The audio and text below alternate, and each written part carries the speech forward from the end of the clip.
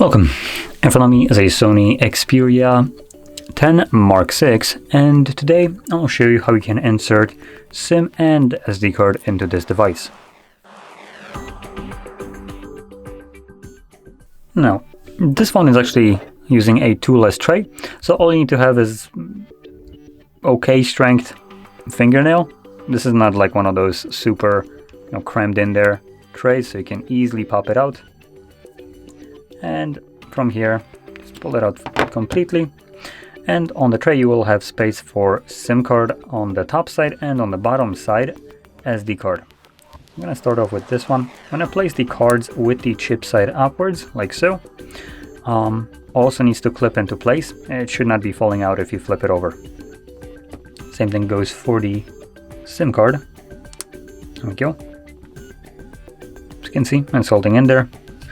And then all you need to do is just insert it back into your device.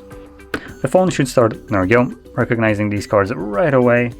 So I'm gonna confirm my SIM card pin, that unlocks it. And there's also notification about the Samsung SD card. So there we go.